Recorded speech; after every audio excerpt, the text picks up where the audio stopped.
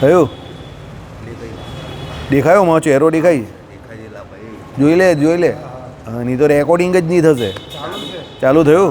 ચાલો. સ્વામિનારાયણ હરે સત્સંગી જીવન પ્રકરણ 5 અધ્યાય આપણો આજે 67મો શરૂ થશે, પણ પહેલાં 66મા અધ્યાયની આપણે પૂર્ણાહુતિ કરી નાખીએ.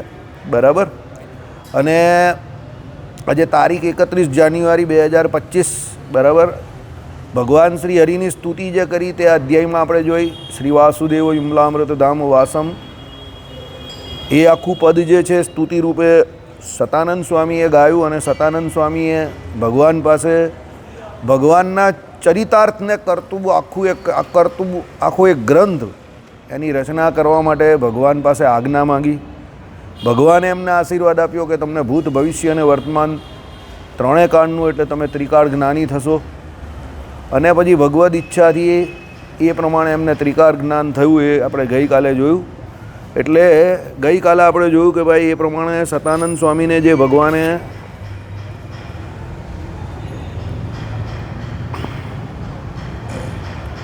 ગ્રંથ કરવા માટે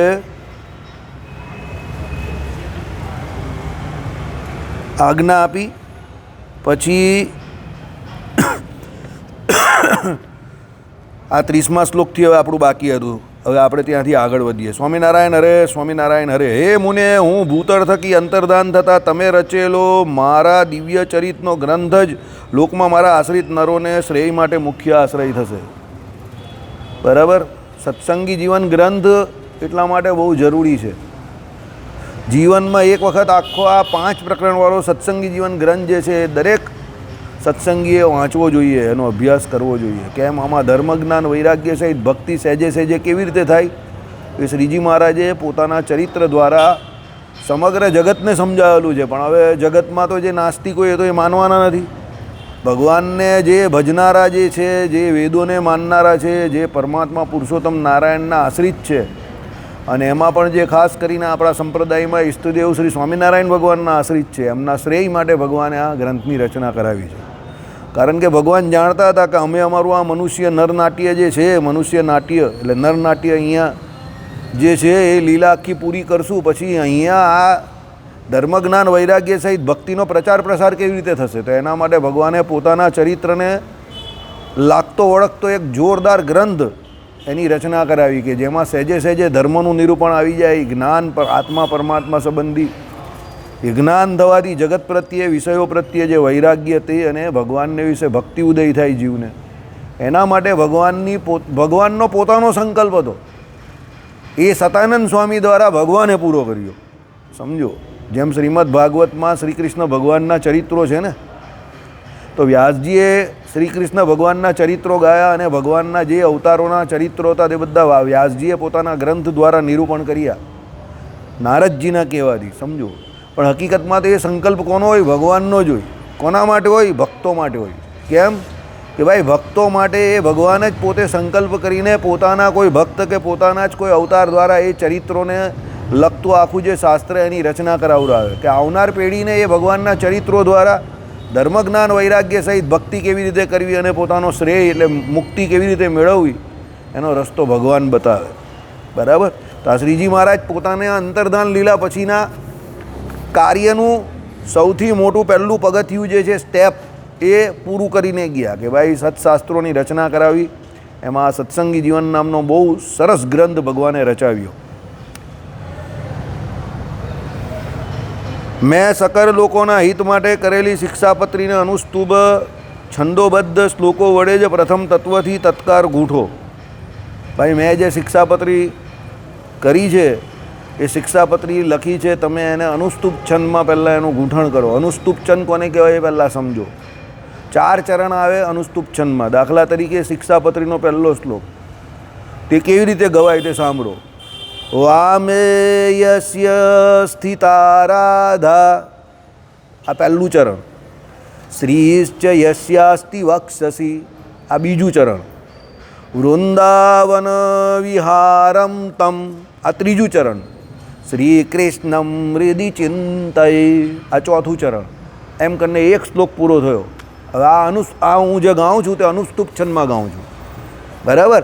એવી રીતે જે છૂટું પાડીને ગાવું ને આ અનુસ્તુપ છંદ છે. બરાબર. એમાં પછી જે આવે જ ને સ શ્રી કૃષ્ણ પરમ બ્રહ્મ ભગવાન પુરુષોત્તમ ઉપાસ્ય ઇષ્ટદેવો ન સર્વાર વિભાવ કારણમ. આમ 4 ચરણ, દરેક શ્લોકમાં 4 ચરણ છે. આ પ્રમાણે આ અનુસ્તુપ છંદમાં હું ગાઉં છું, સમજો બરાબર.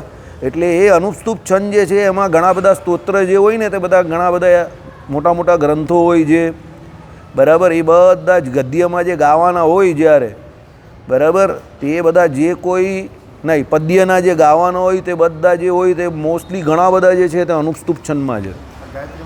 હા, અનુસ્તુપ છંદ જે છે ને તે બહુ સરળ છે, એટલે જલ્દી યાદ રહી જાય. અને તમે કોઈ પણ સામાન્ય જન, આપણા વેદો પણ જે છે તે રાગ રાગિણીમાં એટલે જ છે. તમારે કંઈ પણ ગાવું હોય તો તમે એને રાગ રાગિણીમાં ગાઓ ને તો તરત યાદ રહી જાય.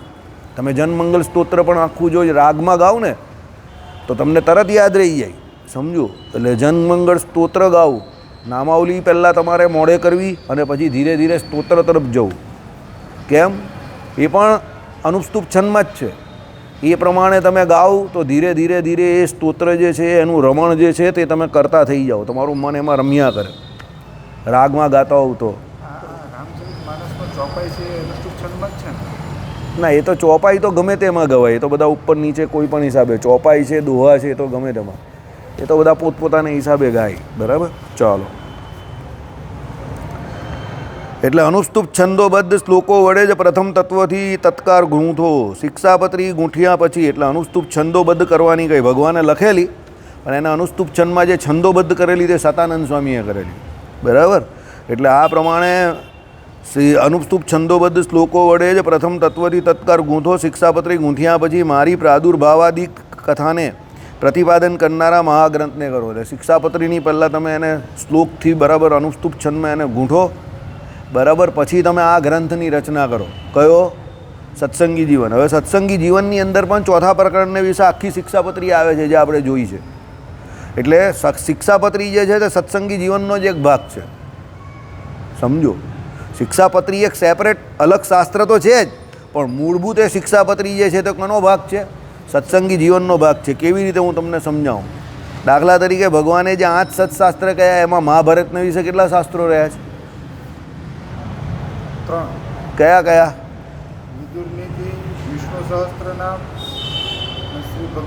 શ્રીમદ ભાગવત ગીતા, બરાબર. હા, તો વિદુર નીતિ બોલ્યા હે ભાઈ.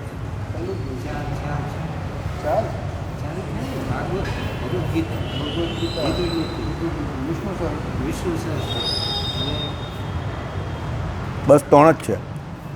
મહાભારતના વિશે 3 છે. એટલે હવે સમજો, મહાભારત એક સંપૂર્ણ ગ્રંથ છે, બરાબર.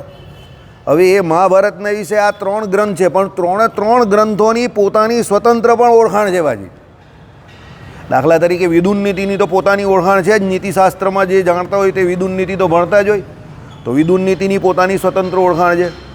પછી આવે આપણે વિષ્ણુ નામ સહસ્ત્ર, તો એ પણ ભગવાનના 1000 નામ છે, તો એનું પણ પોતાની ઓળખાણ છે, કારણ કે ભગવાનના નામો છે, ભગવાનનો મહિમા કયો છે. અને ગીતા, એમાં તો કંઈ કહેવાનું જ નથી. ભગવાન શ્રી કૃષ્ણની પરાવાણી છે, અને એમાં ભગવાને પોતાના સ્વરૂપનું વર્ણન કરેલું છે, બરાબર. તો એ 3 શાસ્ત્રો જે છે તે સ્વતંત્ર રીતે પણ પોતપોતાના હિસાબે ઓળખાણ પામેલા છે, અને ભક્તો એને વાંચે છે, એની કથા વાર્તા થાય છે, સમજો. પણ મહાભારત ગ્રંથની અંતર્ગત જ એ 3 ગ્રંથો આવે છે. એમાં એવું છે, સત્સંગી જીવન ગ્રંથની અંતર્ગત જ શિક્ષાપત્રી આવે છે, પણ શિક્ષાપત્રી પોતે પણ સ્વતંત્ર રીતે એક શાસ્ત્ર છે એમ પાછું. સમજ્યા કે ના સમજ્યા? ચાલો. હે મુને, ગ્રંથ નિર્માણમાં પ્રવર્તેલાની એકાંત સ્થાનમાં સ્થિતિની અપેક્ષા છે, અન્યથા ચિત્તનું અવધાન થાય નહીં. તો ગોપીનાથ મંદિરમાં એકાંતવાસ સમુચિત કોઈ કુટી એટલે ઓરડી વર્તે છે તેમાં જ તમે વસો. જો ભાઈ, જેને ગ્રંથનું કામ કરવું હોય, જો એક વસ્તુ યાદ રાખજો, જે વ્યક્તિ કથા વાર્તા સર્જનાત્મક પ્રવૃત્તિ જોડે જોડાયેલો છે, સમજો. દાખલા તરીકે કોઈ નવલકથા લખતો હોય, કે કોઈ કવિતા લખતા હોય, કે કોઈ ભજન લખતા હોય, કે કોઈ સ્તોત્ર લખતા હોય, કોઈ મંત્ર લખતા હોય, કે જે કોઈ વ્યક્તિ કયા કામ જોડે જોડાયેલા છે? સર્જનાત્મક. એટલે જેને કંઈક કૃતિની રચના કરવાની છે એને એકાંત જોઈએ. કેમ?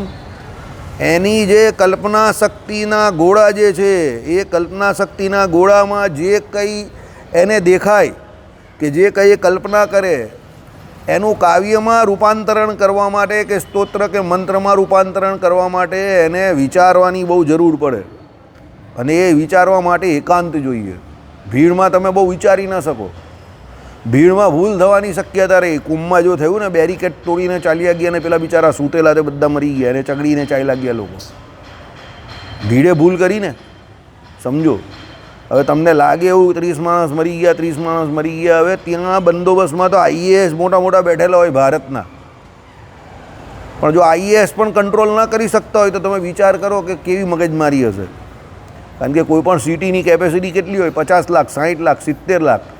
હવે એ 70 લાખની કેપેસિટી એ સિટીની હોય અને એમાં 9 કરોડ માણસ એક હાથ સાથે આવી જાય તો કેવી રીતે કંટ્રોલ થાય એક જ દિવસમાં? બરાબર. એટલે આઈએએસ પણ ત્યારે ફેલ થઈ જાય છે, સમજો. બાકી સામાન્ય રીતે એવું કહેવાય કે ભાઈ આઈએએસ કે આઈપીએસ હોય તો ભલું કંટ્રોલ કરી નાખે, પણ કુંભના મેળામાં કાયમ જ થઈ છે એવી દુર્ઘટના. દર બે ચાર કુંભ જાય એટલે એકાદ દુર્ઘટના થાય જ. 2013માં થયેલી, એ પહેલાં 2008 કે 9માં પણ એમાં પણ થયેલી, સમજો.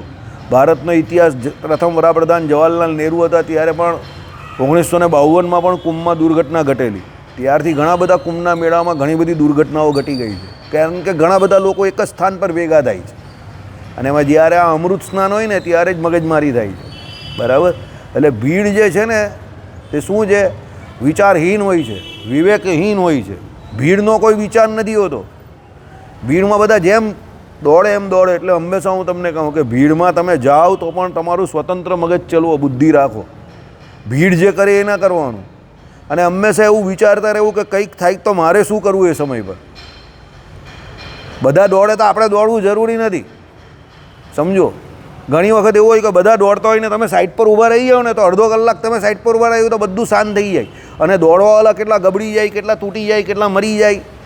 પણ તમે જો સાઈડ પર ઊભા રહી જાઓ તો કંઈ ના થાય તમને. એટલે ખૂણો પકડવો પડે તમારે એવો. પણ એ સમય પર જે મગજને ધૈર્ય રાખવું કે શાંત રાખવું એ બહુ અઘરું કામ છે, કપરું કામ છે, સમજી ગયા? એ ધીરજ રાખવી. બધા દોડે એટલે બધા જ દોડતા થઈ જાય, આપણે બી દોડતા થઈ જઈએ. પણ એ દોડવામાં ગબડી ગયા તો પાછળવાળો પણ દોડવાનો જ છે ને. એટલે એ સમય પર દોડવાનું ના હોય, તે સમય પર અટકી જવું જરૂરી છે. દોડવું જરૂરી નથી, બુદ્ધિનો ઉપયોગ કરવાનો. કે કોઈ ખૂણો એવો પકડી લેવાનો કે ત્યાં કોઈ આવે જ નહીં, બધા દોડે તો દોડવા દેવું, કંઈ થવાનું નથી. અડધો કલાક, 1 કલાક બધી ધમાચકરી ચાલે કોઈ પણ જગ્યા પર, પછી શાંત જ થઈ જાય. તોફાનનો નિયમ છે કે તોફાન આવે, જોરમાં આવે, પણ પછી શાંત થઈ જાય. કારણ કે તોફાન નેચરલ નથી. તોફાન રોજ આવે છે તો રોજ નહીં આવતું એટલે કુદરતી નથી. એ કુદરતી છે પણ રોજ નહીં આવતું, સમજો. પણ એ શાંત પણ થાય. આઈડિયા આવી ગયો? એવું છે. એટલે અહીંયા જે કહ્યું એ પ્રમાણે ચિત્તને શાંત રાખવું હોય તો એકાંત પકડવો પડે. સુરત ઋષિ કહે છે, હે નરાધીપ, આ પ્રકારે ભગવાને પ્રીતિથી કહેતા તે શતાનંદ મુનિ પરમ પ્રસન્ન થઈને તે ભગવાનને પ્રણામ કરીને પોતાને નિવાસ સ્થાને ગયા. ત્યાં જઈને ભગવાનની આજ્ઞા એ જ સર્વ શુભ સંપાદક મુહૂર્ત વિશેષ છે એમ અવધારીને શતાનંદ મુનિ શ્રી ગોપીનાથાલય સમીપે વર્તી રમણીય કુટીમાં ભગવાનની આજ્ઞા મુજબ પોતાનો નિવાસ કરી તે ક્ષણમાં શિક્ષાપત્રી ગૂંથવા માટે તત્પર થયા. ભગવાનની આજ્ઞા એ શુભ મુહૂર્ત છે. યાદ રાખો, કોઈ કામ કરવાનું ભગવાન તમને કહે કે ભાઈ આ કામ કરવાનું છે તો તરત એમાં લાગી જ પડવાનું. કારણ કે જે ભગવાન કહે એ જ શુભ મુહૂર્ત છે. બરાબર. એટલે એમણે પછી શિક્ષાપત્રીનું અનુષ્ટુપ છંદમાં જે કંઈ કાર્ય કરવાનું હતું એ તરત જ શરૂ કરી નાખ્યું. આજનું કામ આજે કરવું, અત્યારે કરવું. એ કેવો વ્યક્તિ છે? આળસનો ત્યાગ કરેલો, પ્રમાદનો ત્યાગ કરેલો એક્ટિવ વ્યક્તિ છે. આજનું કામ કાલે, પરમ દિવસે કરવું એ આળસુ વ્યક્તિની નિશાની છે.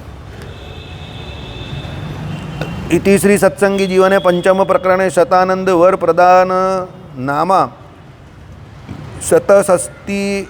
ષટષષ્ટિમો અધ્યાય એટલે 66મો અધ્યાય પૂર્ણ થયો. હવે આપણે અધ્યાય 67મો શરૂ કરીએ.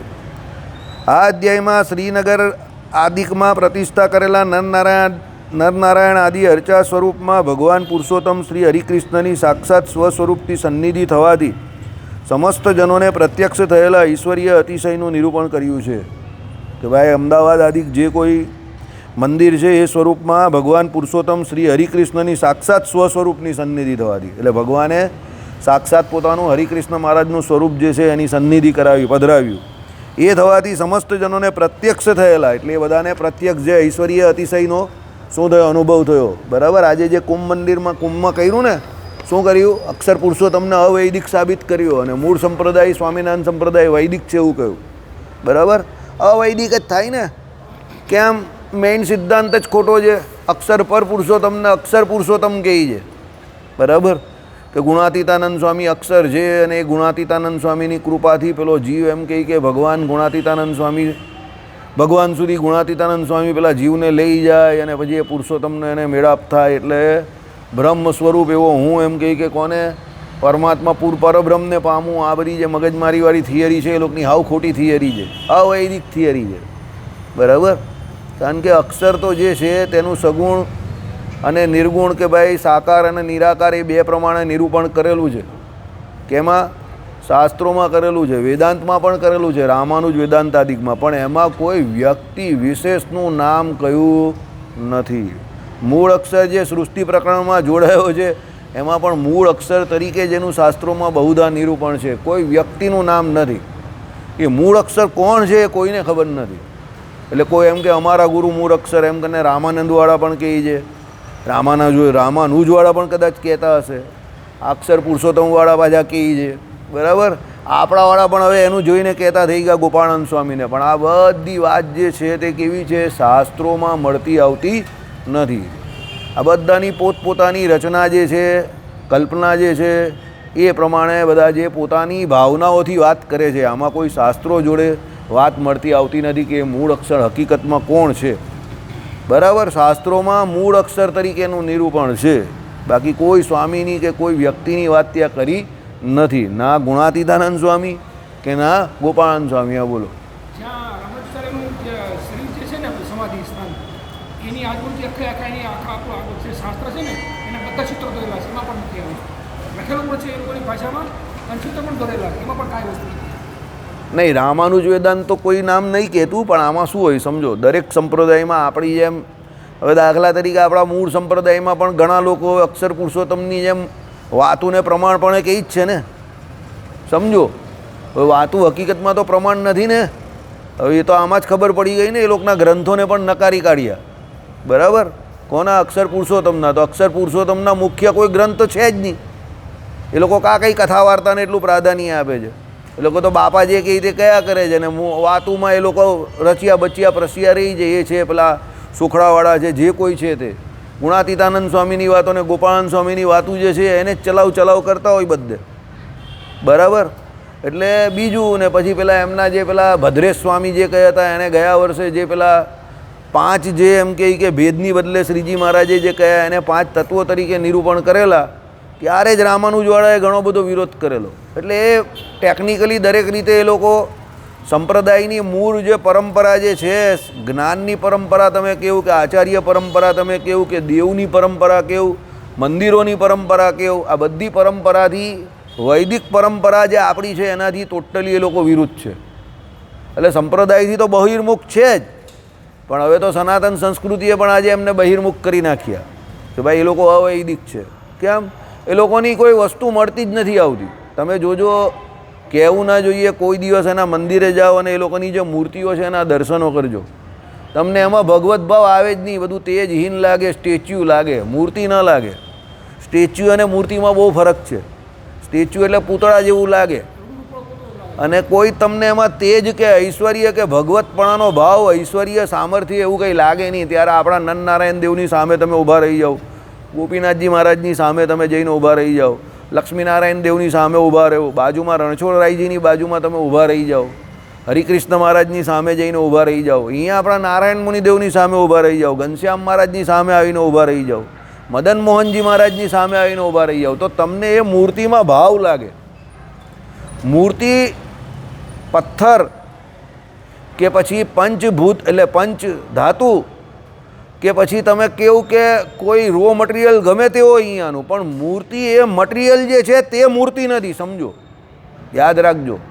મૂર્તિમાં મૂર્તિનો ભાવ શાસ્ત્રોક્ત રીતે જે તે સંપ્રદાયના જે તે આચાર્ય એની મૂર્તિની અંદર જે પ્રાણ પ્રતિષ્ઠા કરે છે, જેને કરીને એ પ્રાણ પ્રતિષ્ઠાએ કરીને મૂર્તિમાં જે પ્રાણ પૂરાય છે, એને કારણે એ મૂર્તિનું મૂર્તિપણું કે એ ભગવતપણું છે. સ્ટેચ્યુ બનાવવાથી એનું ભગવતપણું સિદ્ધ નહીં થતું. અને શ્રીજી મહારાજે એ મૂર્તિ સ્થાપનનો અધિકાર જે છે કે એ મૂર્તિ પછી જે કંઈ છે, કદાચ કંઈ જીર્ણ થઈ જાય, કાષ્ઠની મૂર્તિ હોય ને એને કદાચ કલર બલર કરવો પડે, એવું કંઈક થાય, કાં કદાચ કંઈ ભૂલથી કંઈક એકાદ અંગ કંઈ એનું ખંડિત થઈ જાય તો એ મૂર્તિમાં પાછા વિસર્જનના મંત્ર બોલીને એને વિસર્જિત કરવી પડે અને પુનઃ એની સ્થાપના પાછું સારું મુહૂર્ત જોઈને કરવી પડે. તો એ બધા જે અધિકાર છે તે ભગવાન શ્રી હરિએ ધર્મકુંડના આચાર્યને જ આપેલા છે. કોઈ સાધુ સંતને કે બીજા ત્રીજા કોઈ વ્યક્તિને આપેલા જ નથી. હમણાં પણ જે સંપ્રદાયમાં એક ઘટના ઘટી ગઈ મહુવા મંદિરમાં, એ ઘટના પણ ચલાવી લેવાય એવી છે જ નહીં સંપ્રદાયના ઓરિજિનલ નિયમ પ્રમાણે કે ભાઈ તમે અડધી રાત્રે આ પ્રમાણે મૂર્તિને લઈ જાઓ. એ વિરુદ્ધ છે. તમે આચાર્ય મહારાજને કહો અને આચાર્ય મહારાજને તમે કહો એને તમારે શું કરવાનું છે, કહેવાનું જ છે ને. અને એ એમના ધર્મમાં આવે છે તો એ તમારી મૂર્તિ જે છે તેની એ એક જગ્યા પરથી બીજી જગ્યા પર સ્થાપના કરી દે. એમાં કાં કંઈ નવું કરવાનું હતું. એટલે કોઈ દિવસ કોઈ પણ સંપ્રદાયના જે કોઈ મૂળ સિદ્ધાંત હોય એની જોડે ચેડા નહીં કરવા. આ બધા મૂળ સિદ્ધાંત છે. મૂર્તિથી કેટલા બધા માણસનું કલ્યાણ જે છે તે મંદિરો અને મૂર્તિને આધારે રહેલું છે, સત્શાસ્ત્રોને આધારે રહેલું છે. સમજો, આજે સત્શાસ્ત્રો ન હોય, મંદિર ન હોય, મૂર્તિ ન હોય તો આપણે તમે ને હું અહીંયા ભેગા બેસતા હોઈએ રોજ. આપણે બધા અહીંયા ભેગા બેસીએ એનું મૂળ કારણ શું છે કે અહીંયા રામપુરા મંદિરમાં બેઠેલા નારાયણ મુનિ દેવ છે. આજે મારા બાપ દાદાને તમે ઓળખો છો કે તમારા જે કોઈ 2-3 પેઢીના માણસોને અમે ઓળખીએ છીએ, તેનું કારણ શું છે? બીજું આપણે કાં કંઈ લોહીનો સંબંધ છે અહીંયા બેઠેલા કોઈને પણ? નારાયણ મુનિ દેવ છે. એને કારણે આપણામાં આટલી એકતા છે કે આપણે સત્સંગી તરીકે ઓળખાણ છે ને એકમેકને 20 વર્ષ, 25 વર્ષ, 30 વર્ષથી ઓળખીએ છીએ અને વિશ્વાસે ગાળું ચાલે છે આપણું. તેમાં મૂળ આધાર કોણ છે? નારાયણ મુનિ દેવ છે ને. બીજો કયો સંબંધ છે આપણો? એટલે એ જે નારાયણ મુનિ દેવ હોય કે નંદનારાયણ દેવ હોય, એ જે મૂર્તિ હોય, દેવ હોય કે પછી મંદિર હોય કે સત્શાસ્ત્રો હોય, એ શ્રીજી મહારાજે જે કોઈ રચેલા છે કે એ ભગવાનને જે માન્ય છે એની વિરુદ્ધ કોઈ દિવસ ન જવું. એમાં તમે ગમે એટલા હોશિયારો ન ફાવો, ન એટલે ન જ ફાવો. સમજો, આપણી હોશિયારી ક્યારે હોશિયારી તરીકે નિરૂપિત થઈ શકે? જ્યારે એ ભગવત આજ્ઞાની અંદર વર્તતી હોય.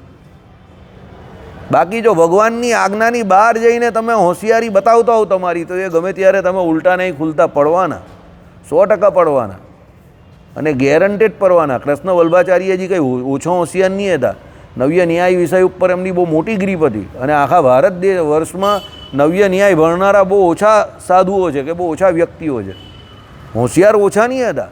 પણ હું તમને વારે વારે કહું છું, એ તમારી હોશિયારી નથી જે તમને સુખી કરે છે. જો તમને એવો ભ્રમ હશે ને કે તમે તમારી હોશિયારીથી સુખી થાવ છો તો એ કાઢી નાખજો. ઘણી વખત બહુ હોશિયાર તો બહુ ભારી ઊંધા પડે. એ તમારી સહજતા છે. સમજો, એ તમારી બીજાનું અને પોતાનું રૂડું કરવાની જે ભાવના છે એ તમને સુખી કરે છે. હોશિયારી સુખી નહીં કરતી. આ તમે જોઈ લો, હર્ષદ મહેતા ઓછો હોશિયાર હતો, સુખી થયો. શું થયું છેલ્લે? 111 દિવસ જેલમાં ગયો અને મરી ગયો. કમોતે મરી ગયો. બરાબર? કેમ? હોશિયારી તો હતી જ ને એનામાં, પણ હોશિયારીનો એ દુરુપયોગ કર્યો ને તો સુખી થયો. આ બધા હમાસના મોટા મોટા આતંકવાદીઓ અને બધા હતા તે કંઈ ઓછા હોશિયાર હતા બધા? કેટલા નીચે કિલોમીટર, કેટલા નીચે પાતાળ લોકની આપણે નજીક પહોંચી ગયા ને એટલા નીચે નીચે મોટા મોટા બંકરો બનાવીને બેઠેલા હતા, તો પણ બધા ઉડી ગયા ને મરી ગયા ને. કેટલા બધા તો ઓછા હોશિયાર હતા, મરી ગયા ને. કેમ? કુદરતી રીતે કુદરત કે પ્રકૃતિની સાથે નહીં ચાલતા હતા, પ્રકૃતિની વિરુદ્ધ ચાલે છે. રાવણ ઓછો હોશિયાર હતો? રાવણની હોશિયારી પર કોઈ ડાઉટ કરી શકે? સમજો, બ્રાહ્મણ હતો ને, હોશિયાર તો હતો જ ને. વેદોને જે સ્તોત્ર મંત્રમાં જે એટલે રાગ રાગીણી આપી શકતો હોય, ભગવાન શિવ અને રાવણની સંગીતમાં જુગલબંધી હતી, એ લેવલનું એનું ટેલેન્ટ હતું, એ લેવલની એની બુદ્ધિ હતી. સમજો, એની હોશિયારી એને કામમાં આવી. હોશિયારી ભગવત મર્યાદાની અંદર, શાસ્ત્ર મર્યાદાની અંદર જ કામમાં આવે છે. અવળી ચાલે તો એ કામમાં નથી આવતી, ભલાને નીચે પાડી દે છે. અક્ષર પુરુષોત્તમવાળાએ બહુ જોરમાં માર્કેટિંગ કર્યું. આખા ભારતને વિશે નહીં પણ આખા વર્લ્ડને વિશે મંદિરો બનાવી દીધા. એ લોકોનો એવો દાવો છે કે સ્વામિનારાયણની ઓળખાણ અમે તમારાથી વધારે કરાવી. ભાઈ, એ તમારી હોશિયારી છે, પણ એ હોશિયારી શાસ્ત્ર વિરુદ્ધ છે, એટલે કામમાં ન આવે. એનાથી જીવનો મોક્ષ થવાનો છે? નહીં થવાનો. સમજો, એટલે વારંવાર આ તો ભગવાનની કૃપાથી તમને આ બધું ભગવાન જ સમજાવે. ભાઈ હોશિયાર બનો, ના નહીં પાડતા, બનો હોશિયાર, ઇન્ફોર્મેશન રાખો, માહિતી રાખો, કોઈ ના નહીં પાડતા. અપડેટેડ રહેવું થોડા ઘણા, કોઈ ના નહીં પાડતા. અપગ્રેડેડ થાવ, કોઈ ના નહીં પાડતું, પણ શાસ્ત્ર વિરુદ્ધ નહીં. શાસ્ત્ર વિરુદ્ધ જરા પણ નહીં. સમજો. હા, ભૂલથાપમાં કંઈ થતું હોય, જાહેર જીવનમાં તમે બધું લઈને બેઠા હો અને થોડી ઘણી નાની ઘણી ભૂલ થાય, હવે કોઈ આમ તેમ કરે તો પછી હવે તમારે થોડું લેટ ગો કરવું પડે, એ અલગ વાત છે. પણ જાહેરમાં તમે નગારા વગાડીને ખોટું કરો કે ના અમે સાચા જ છે, અમે આમ છે ને તેમ છે, તે એ ખોટી વાત છે. એ ભગવાન નહીં ચલાવી લે. બરાબર. ચાલો હવે અધ્યાય 67ની શરૂઆત કરીએ આપણે. હે સુરત મુનિ કહે છે, હે નૃપ સતમ, જ્યારે ભગવાને સતાનંદ મહામુનિને શિક્ષાપત્રી નામનો ગ્રંથ રચવાની આજ્ઞા કરી તે સમયે સંવત 1885ના આસો માસની કૃષ્ણ પક્ષની ધન ત્રયોદશી નામની તિથિ હતી. આસો માસની કૃષ્ણ પક્ષની ધન ત્રયોદશી તિથિ એટલે કઈ? બોલ દીપક. આસો માસની કૃષ્ણ પક્ષની ધન ત્રયોદશી એટલે કઈ તિથિ? બોલ. ધનતેરસ. શ્યોર? કૃષ્ણ પક્ષમાં આવે ધનતેરસ કે શુક્લ પક્ષમાં આવે? કૃષ્ણ પક્ષમાં આવે. લોક કરી દઉં? 1 કરોડનો સવાલ. બરાબર. ચાલો, સાચો છે, કોન્ફિડન્સ છે એટલે બરાબર છે. કૃષ્ણ પક્ષ એટલે બોલ ભાઈ, અજવાળિયો પક્ષ કે અંધારિયો પક્ષ? હા, અજવાળિયો. નોર્ફ્લોક્સ ટીચર તને જ ખવડાવવી પડે પાછી. બરાબર. જો કહ્યું ને, મને ખબર હોય દુનિયામાં સૌથી મીઠી વસ્તુ કઈ છે ખબર જ તમને? કથા વાર્તા ચાલતી હોય ત્યાં જઈને ઊંઘી જવું. વગર ગોળીએ ઊંઘ આવી જાય. મને ખબર હતી કે ઊંઘમાં ઝડપાય જ 2-4. બોલ ભાઈ, કૃષ્ણ પક્ષ એટલે કયો પક્ષ? અજવાળિયો પક્ષ કે અંધારો પક્ષ? અંધારિયો પક્ષ. અંધારિયો પક્ષ ક્યાંથી ક્યાં સુધી આવે? પહેલો દિવસ કયો અને છેલ્લો દિવસ કયો? એકમ ને અમાસ. જો આ જો ચેલા, તું જો, તું 35 વર્ષ જૂનો સત્સંગી. આ કેટલા વર્ષ થયા ભાઈ તને સત્સંગમાં આવ્યો ને? 2020-21નો જે આ રોજ આવે છે ને, એટલે એના પાપ કર્મ બધા બળતા જાય છે અને ધીરે ધીરે ધીરે એના પુણ્ય હવે વધતા જાય છે, એટલે એની બુદ્ધિ નિર્મળ થતી જાય છે. બરાબર. ચાલ જાય. આ ભાઈએ કયો પક્ષ કયો એ પહેલાં બોલ. યાદ છે આ ભાઈ કયો પક્ષ બોલ્યા? કૃષ્ણ પક્ષ બોલ્યો, અંધારિયો પક્ષ. હવે વગર ભૂલે શાંતિથી વિચારીને અજવાળિયો પક્ષ કોને કહેવાય અને એનો દિવસ ક્યાંથી શરૂ થાય અને એનો છેલ્લો દિવસ કયો એ વિચારીને બોલ. હા, એકમથી પૂનમ એને કયો પક્ષ કહેવાય? અજવાળિયો પક્ષ. હવે આને કૃષ્ણ પક્ષ કહેવાય તો એ કયો પક્ષ કહેવાય? આ કૃષ્ણ છે. હા, યાદ છે પણ ભૂલી ગયો. યાદ રાખીને ભૂલી જાય અમુક માણસ. મારો એક મિત્ર મને કહેતો હતો પહેલાં પરીક્ષા ફેરી, વાસુદેવ મને કંઈ નહીં આવડે તો મને યાદ કરાવજો. મેં કહું ગાંડા, યાદ રાખીને ભૂલી જઈશ. એ કંઈ યાદ રાખીને ભૂલી જઈશ એટલે હું તને યાદ કરાવીશ એમ. બોલ. એક કૃષ્ણ પક્ષ આવે તો બીજો કયો પક્ષ આવે? શુક્લ પક્ષ આવે. બરાબર. ચાલો, એટલે આવા નાના નાના સવાલના જવાબ હોય તો યાદ રાખો મારા ભાઈઓ. ઇજ્જતનો ફાલુડો કરશો કોઈ દિવસ. બરાબર. ચાલો, એટલે શું કહ્યું? સંવત 1885ના આસો માસની કૃષ્ણ પક્ષની ધન ત્રયોદશી નામની તિથિ હતી. તે તિથિએ ભગવાનની આજ્ઞાથી સતાનંદ મુનિએ શિક્ષાપત્રી ગૂંથવાનો આરંભ કર્યો. ગૂંથવાનો આરંભ કર્યો એટલે રચવાનો નહીં. ભગવાને રચી દીધી હતી, પણ એને સ્તોત્રબદ્ધ રીતે અનુસ્તુપ છંદમાં જે એને કાવ્યમાં એનું જે સ્તોત્રમાં રૂપાંતરણ કરવાનું, એ કોણ? ના, આજ શિક્ષાપત્રી અનુસ્તુપ છંદમાં એમણે બનાવી, સ્તોત્ર બનાવ્યા. ભગવાને લખી દીધેલી, હવે એને સ્તોત્રમાં અનુસ્તુપ છંદમાં ગાઈ શકાય એ પ્રમાણે. બરાબર. જે અત્યારે લેટ આવ્યા એના માટે પાછું એક વખત રિપીટ કરું છું. અનુસ્તુપ છંદ કોને કહેવાય એ સાંભળો. 4 ચરણમાં શિક્ષાપત્રી, એક શ્લોક જે છે તે 4 ચરણમાં ગવાય. અનુસ્તુપ છંદના 4 ચરણ આવે, એક શ્લોકના 4 ચરણ. કેવી રીતે તે સાંભળો. શિક્ષાપત્રીનો પહેલો શ્લોક, વામે યસ્ય સ્થિતા રાધા, આ પહેલું ચરણ. શ્રીશ્ચ યસ્યાસ્તિ વક્ષસી, આ કયું ચરણ? બીજું. વૃંદાવન વિહારમ તમ, આ કયું ચરણ? ત્રીજું. પછી શ્રી કૃષ્ણમ હૃદિ ચિંતયે, આ 4 ચરણ. હવે આ જે મેં ગાયું ને એક ચરણમાં, આ અનુસ્તુપ છંદ છે. એકદમ સરળ. સમજો, આ અનુસ્તુપ છંદ એકદમ સરળ. દુનિયાના લગભગ તમને કહું તો 70 થી 80% જે આ સ્તોત્ર હોય ને બધા એ અનુસ્તુપ છંદમાં જ હોય. આપણું આ નારાયણ કવચ જે છે ને એ પણ અનુસ્તુપ છંદમાં છે. 32નો આવે અને 8 જે એ છે અક્ષરથી એકમાં આવે. એક ચરણ સમજો. કોઈ એને પાદ પણ કહે. ચરણ અને પાદમાં કોઈ ફરક નથી. પાદ એટલે પણ પગ થાય ને ચરણ એટલે પણ એ જ થાય. સમજજો. પછી પાછો કહે કે કોઈ એને પહેલું પાદ ને બીજું પાદ. હવે પાદ ને ચરણમાં કોઈ ફરક નથી. શબ્દ એક જ છે. બરાબર. એટલે અનુસ્તુપ છંદ આવી રીતે ગવાય. એકદમ સરળ. કોઈને સંગીત ના આવડતું હોય તો પણ આ પ્રમાણે ગાઈ શકે. બરાબર. સહ શ્રી કૃષ્ણ પરમ બ્રહ્મ ભગવાન પુરુષોત્તમ ઉપાસ્ય ઈષ્ટ દેવો ન સર્વાર વિભાવ કારણમ. બરાબર. પછી 116મો શ્લોક કયો છે? નિજાત્માનમ બ્રહ્મરૂપમ દેહત્રય વિલક્ષણમ. પછી ભક્તિ કૃષ્ણસ્ય સર્વદા. આખો અનુસ્તુપ છંદ આવી રીતે યાદ રહી. એટલે અનુસ્તુપ છંદમાં કોણે બનાવી? સતાનંદ સ્વામીએ બનાવી. જો સતાનંદ સ્વામી ગ્રંથના રચયિતા નથી, યાદ રાખજો. રચયિતા ભગવાન છે, પણ એને સ્તોત્રમાં જે રૂપાંતરણ કર્યું એ કોણે કર્યું? સતાનંદ સ્વામીએ કર્યું. ગરબડ નહીં કરતા પાછા. સમજી ગયા? પાછા ગરબડદાસ છો બધા. મને ખબર છે તમે બધા ગરબડદાસ છો. સમજી ગયા? એટલે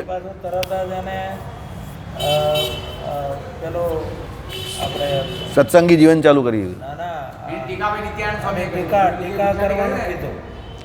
એ તો હા, તે ટીકા તો પછી નિત્યાનંદ સ્વામીએ કરી ને. સતાનંદ સ્વામીની ટીકા છે ને, અર્થ દીપિકા, એમણે કરી. એના કરેલી એ થોડા દિવસમાં કરીને.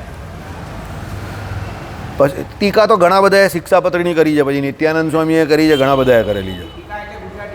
ટીકા એટલે નીચે ગુજરાતીમાં સમજાય તે ટીકા. આપણે જે શિક્ષાપત્રી વાંચીએ નિત્યાનંદ સ્વામીની ટીકાવાળી વાંચીએ. અર્થદીપિકા તે આપણે પેલું શાસ્ત્ર આખું જે ચલાવેલું છે શિક્ષાપત્રી અર્થદીપિકા. એ જો સમજો, આમાં સમજો, બહુ સીધી વાત છે. તમે જે શિક્ષાપત્રીમાં ઉપર શ્લોક વાંચો છો ને, એની નીચે જે ગુજરાતીમાં એનો અનુવાદ વાંચો છો ને, એ નિત્યાનંદ સ્વામીની ટીકા છે. સમજી જાઓ. હવે અર્થદીપિકા એટલે શું છે કે એ સ્તોત્ર જે એ જે આખો શ્લોક જે છે ને, એ શ્લોક કેમ લખ્યો, ક્યાંથી લખ્યો, એ શ્લોક પૂર્વે કયા શાસ્ત્રોમાં હતો, એના પ્રમાણથી માંડીને અત્યારે એની એ પાળવાથી શું ફાયદો થાય, શું લાભ થાય, એ પ્રમાણે આખી જે અર્થદીપિકા ખરીને એ શ્લોકને લગતી એ સતાનંદ સ્વામીએ લખી છે. શિક્ષાપત્રી અર્થદીપિકા. એ શિક્ષાપત્રી અર્થદીપિકા આપણે ચલવેલી છે અહીંયા. રઘુવીરજી મહારાજે બી કરેલી છે અર્થદીપિકા. એ શિક્ષા એ નામ રઘુવીરજી મહારાજ. હા બોલો. હા હા હા, એ છે વડતાલમાં. છે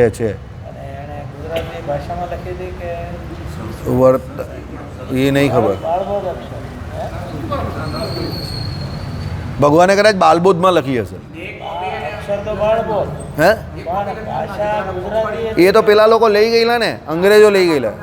માલકમને ખબર નહીં, ભાષા નહીં ખબર. આપણે મારા ખ્યાલથી તો ગુજરાતી જોવી જોઈએ.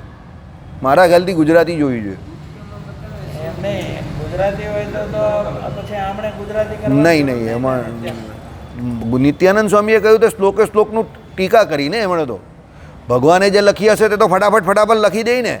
સમજો, બે પ્રકારના માણસ આવે. એક માણસ કેવો આવે ખબર?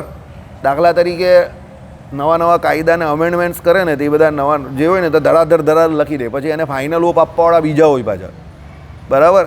હવે એ ફાઇનલ ઓપ જે આપતા હોય ને તે પેલાને મૂળભૂત જે કહેવા માંગતા હોય એનો અર્થ બદલાય નહીં, એ પ્રમાણે એની જોડે ડિસ્કશન કરીને શબ્દો જે છે તે ગોઠવીને પછી મૂકે. એટલે ભગવાને ઓરિજિનલ તો બધું લખી દીધું હોય, પછી આ લોકોએ પોતપોતાના હિસાબે ટીકા ને એ બધું કર્યું, અને પછી એ ભગવાને વેરીફાઈ કર્યું હોય પાછું. એવું નહીં કે એનો અર્થ બદલાઈ જાય, નહીં તો પછી એનો કોઈ મતલબ જ નથી ને.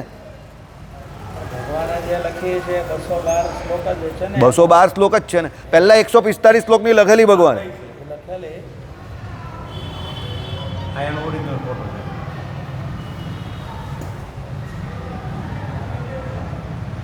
જો આ તો સંસ્કૃત લાગે છે. આમાં 212 છે. આજે વડતાલ જે શિક્ષાપત્રી છે ને ઓરિજિનલ મહારાજે લખી હમ. શિક્ષાપત્રી જલ્દી જાય ત્યાં મૂકેલી હરિકૃષ્ણ મહારાજના હાથમાં પછી ત્યાંથી નીચે હા 212 જ છે ફોટો પાડે મહારાજે પહેલાં 145ની શિક્ષાપત્રી બનાવેલી પણ પછી એને પાછી વેરીફાઈ કરીને ભગવાને 212ની બનાવેલી એ આ લોકો જાણી જોઈને આમાં જે શ્લોક છે એ આપણે અત્યારની જે શિક્ષાપત્રી શતાનંદ સ્વામીએ શ્લોક લખ્યા છે સરખું છે કે અલગ છે કંઈ? એમાં તો નહીં વંચાય એમાં તો ખાલી ફોટો જ છે બીજી ભાષા જો લખ્યો ને એ રીતનું લાગે હવે આમાં લખેલું જ છે 212 શ્લોકની છે તે લખેલું જ છે આમાં સત્સંગી જીવન ગ્રંથમાં જેની એ આપી દીધું છે એનું ક્લેરિફિકેશન કરેલું જ છે એ ઘણા લોકો જાણી જોઈને એ કહે છે કે 145ની મૂળ હતી આ ને તેને એ ડાઉટ ક્રિએટ કરવા માટેની પોલિટિક્સ છે કેમ કે એમાં હા એ શું છે કે ધર્મકુંડના આચાર્યના શ્લોક કાઢી નાખવા માટેના એ હે ભગવાનની ભક્તિ જે કે ધર્મે સહિત જ કરવી બારબોટ છે ને બારબોટ છે. એટલે ઉપર ખાલી આમ પેલા એ માથા જ લાગેલા હોય બારબોટ છે મેં કહ્યું બારબોટમાં હશે ગીરવાણ ભાષા બારબોટ ભાષા બધી ભાષાઓ હતી ને તો આ બારબોટમાં એ સર્વે સત્શાસ્ત્રનું રહસ્ય છે. એ તો નહીં વંચાય બધું કંઈ વંચાયું નથી એટલે ભગવાને બારબોધમાં લખી હશે હવે એને જોવાનો શું ફાયદો યાર એટલું બધું હું એ તો વચનામૃત પેલું આવે તે બારબોધ છે વચનામૃત પેલું ઓરિજિનલ વચનામૃત હતું ને તે બારબોધમાં હતું ને લાલ વચનામૃત તે નહીં જોયું કોઈ દિવસ એ બારબોધ છે એમાં એટલી બધી એમાં બધા માઠા જોડેલા હોય ઉપર તે બારબોધ હોય સંસ્કૃતની ઉપર માઠા જોડેલા હોય એ બધું એમાં સીધું ને સીધું ચાલ્યા જ કરે ચાલો એક જ મિનિટ આ પૂરી છે આટલું વાંચી લઉં સમજી લઉં પ્રારંભેલી તે શિક્ષાપત્રી કુશાગ્ર બુદ્ધિશાળી શ્રી સતાનંદ સ્વામીએ યમ દ્વિતીય જે કાર્તિક શુક્લ દ્વિતીય તે તિથિએ પરિપૂર્ણ કરી બરાબર એટલે કારતક મહિનાની બીજે તો પૂરી કરી નાખી બરાબર કાંથી શરૂ કરેલી ત્રયોદશીએ અને બીજ એટલે 2, 3 ને 5 દાડા 5 દિવસમાં બરાબર તેના 212 શ્લોકો થયા વેલિડ 212 થયા એ શતાનંદ સ્વામીએ કર્યા હતા.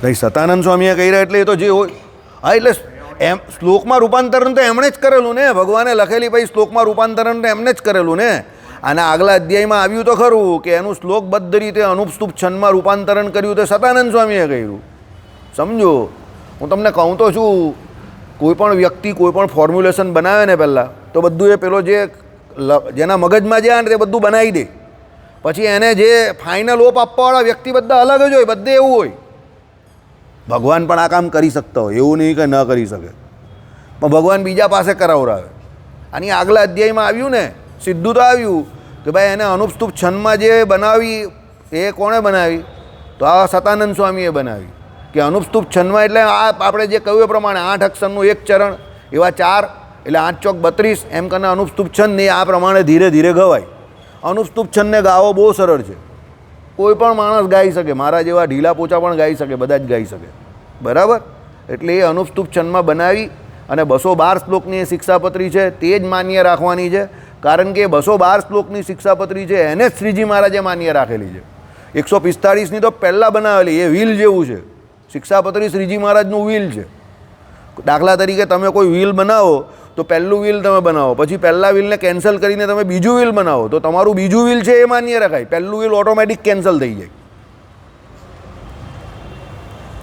સમજો તમારા બાપ અત્યારે હયાત છે ને વ્હીલ ક્યારે કામમાં આવે માણસ જ્યારે આ લોક છોડીને જાય પછી એનું વ્હીલ જે છે તે કામમાં આવે એ કહી ગયો હોય કે મારા મોટા દીકરાને આટલું આપવાનું આને આટલું આપવાનું આટલું પછી એને એવું લાગે કે આ મોટો કંઈ કામનો નથી આ તો બધું ઉડાઈ દે એવો છે તો પછી એ વ્હીલ ચેન્જ કરી શકે છે બરાબર એના જીવનકાળ દરમિયાન પછી એ જે બીજું વ્હીલ બનાવે ને અને એ બીજું વ્હીલ રજિસ્ટર કરે ને એટલે પહેલું વ્હીલ આપોઆપ રદ થઈ જાય એની તારીખ જોવાય અને એ બીજા વ્હીલની અંદર એવું લખે કે મારું પહેલું વ્હીલ જે હતું એ મેં આ તારીખે બનાવેલું પણ આ વ્હીલ હવે કરું છું તો પેલું આગળનું રદ બાતલ સમજવું તેમાં શ્રીજી મહારાજનો આ વ્હીલ છે શું શિક્ષાપત્રી વ્હીલ હવે એમના માટે નથી આ પેલા લોકો વારસદારો માટે બનાવે આ ભગવાને કોના માટે બનાવ્યું સત્સંગીઓ માટે તો આપણે ભગવાનના ઇનડાયરેક્ટ વારસદાર છે ડાયરેક્ટ વારસદાર ધર્મકુંડના આપણે ઇનડાયરેક્ટ વારસદાર કારણ કે આપણે શિષ્યો તો ખરા ને ભગવાનના શિષ્યો જે છે તે પણ વારસાગત પેઢીમાં જ આવે આપણા શાસ્ત્રો એવું કહે છે